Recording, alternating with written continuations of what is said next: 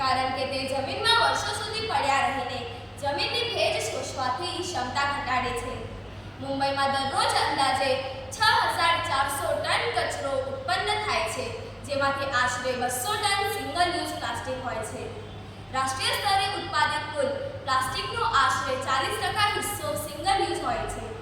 Plastic કચરો જમીન, નદીઓ અને સમુદ્રને પ્રદૂષિત કરે છે. દરિયાઈ જીવો અને પક્ષીઓ દ્વારા પ્લાસ્ટિક ખાવાથી દર વર્ષે લાખો જીવો મૃત્યુ પામે છે.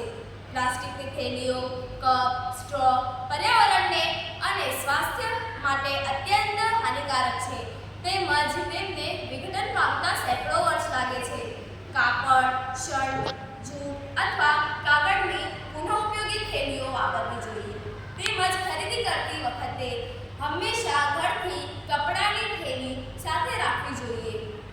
આમ સિંગલ યુઝ પ્લાસ્ટિકનો સદંતર બહિષ્કાર કરવો જોઈએ, તો જ આપણે આપણી પૃથ્વીને બચાવી શકીશું.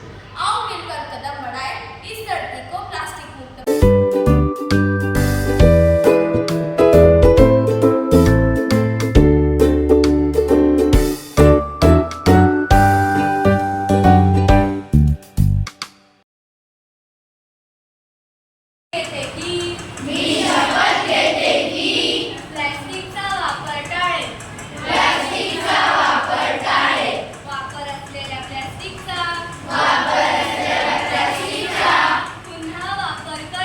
पुन्हा वापर